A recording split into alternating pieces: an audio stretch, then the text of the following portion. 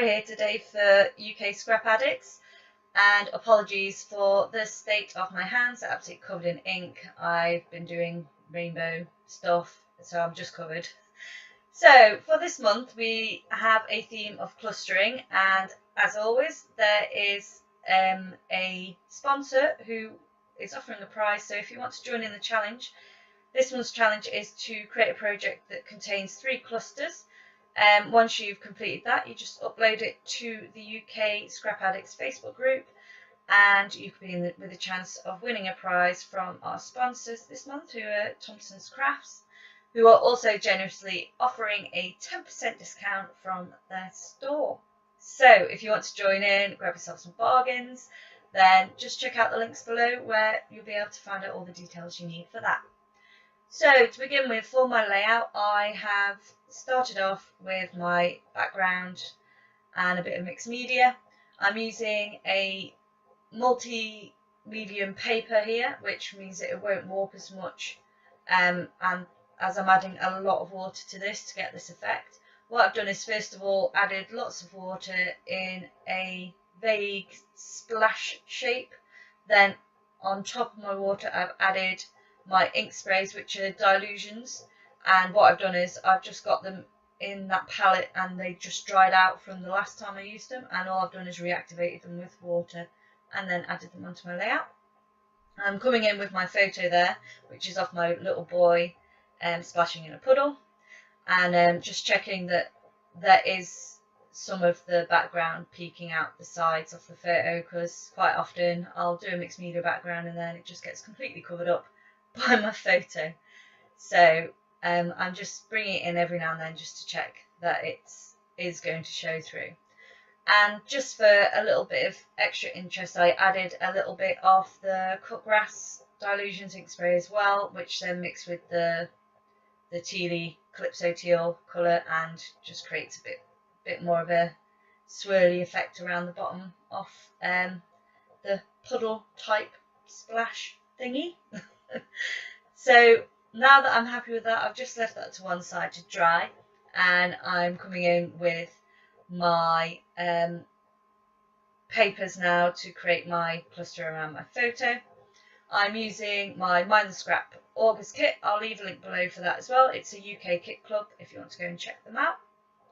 So first of all, I'm just grabbing some tissue paper from my stash because I wasn't happy with either the black or the white cardstock as my border behind my photo. I felt like it was too harsh and I wanted it a bit messier, and I think it looked better without such a sharp border to go with my splashy messy background. So now that I've got that soft edge around my photo, I'm coming in with some of the papers from my kit and just choosing colours that I think will go well. And there's this lovely blue paper, greeny blue paper there, so I've added a piece behind my photo, and then I'm just coming in now to create a border for my mixed media paper. It comes in a pad that's A3, which isn't quite 12 by 12, and I cut it down to 11.5 so that I then always mount it onto something else. So I've cut the centre of that piece of paper out, and I'd usually do less of a border, but if I use a lot of water with my mixed media, I do leave a bigger border to help secure it behind and keep it nice and flat.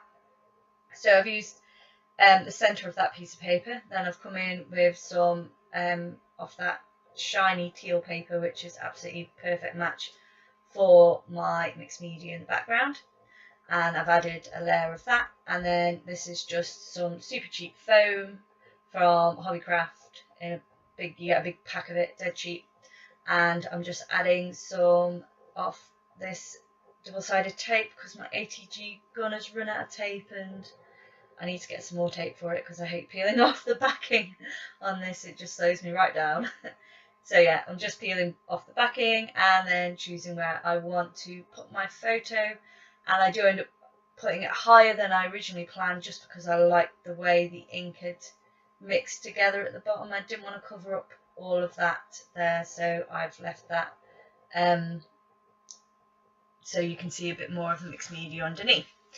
So I then end up changing my mind, and now I'm going to end up using this piece of paper instead, cardstock in the background, and it's got a super sheeny blue colour to it, and usually I would cut some of that out, but it was my paper was very saturated, so I felt like it needed that full piece behind it. So, and I've got a lot of paper in my stash, so I'm not too worried about being thrifty. So for my title, I want to use the YOLO, or You Only Live Once, because I felt like it's that kind of happy-go-lucky phrase that works really well with anything silly or childish and fun. So that's what I'm going for, and I've trimmed that out of those gold mirrored stickers there, ready to use. I'm now going to create a sort of a scenery cluster, I guess you call it, for the top of my page. And because it's a puddle, I decided to do some little clouds that I'll layer up at the top. I have done one of each colour so that I can choose which large and which small to use, and then the others will just go in my stash, and I'll use them eventually, because I do like to use little clouds. They seem to go on a lot of things. They go on like sleepy time layouts, rainy day layouts. They just go on a lot really, so I find them really versatile. These ones are by Dynamics. I think they're called flat bottomed clouds. I just got them from a local craft shop. So here I'm creating my little scenery cluster here, where I'm just adding 2 clouds and then that mirrored rainbow, which will work well with my title, because obviously it's from the same style of embellishment from the same sheet. So next up, I wanted to add something to the bottom of my layout, and I decided the best thing would probably be a tag, because tags are great to just layer things on top of. They give you a background to then add things on top of. So I've got this die set again, I've had for years. It's Tim Holtz Tiny Tags, I think it's called. And so I just trim out a few of them, and at the moment my plan is to layer my title on top of them, but I do end up deciding that it's just covering up too much of my background, and I end up putting the title on the actual photograph instead, and then I add just a part of that tag and then a smaller tag to the side of it there, which I will then layer up a few little bits and pieces for a second cluster to mirror the top bit. So I have from my stash this sequin string or sequin ribbon that's a beautiful blue colour. It works really well with the background, so I add some of that. I also add some sequins and stars, which are from the kit as well, and I add this big long swirly piece here underneath my photo, because I think it ties in really nicely with the watery theme. And then I just balance everything out by having, I've got little stars with the clouds and then little stars on the tag at the bottom, and then I just add a few gold sequins splashed about here and there to draw in from the title and the rainbow. And now I'm adding a touch of highly sort of colour shine in teal and gold. Now the mirror pieces, the gold mirror pieces from the title and the rainbow, do have a backing on them, but I've left them on until after I've finished my mixed media, and now I'm just peeling them off, and now you can see they just go super sheeny shiny now. And that is me done. That is my layout complete. Thanks for joining me today. If you'd like to see more of my layouts, then I'll be leaving links below for all my social media things, etc. Don't forget to go check out what all the other girls are doing over at UK Scrap Addicts.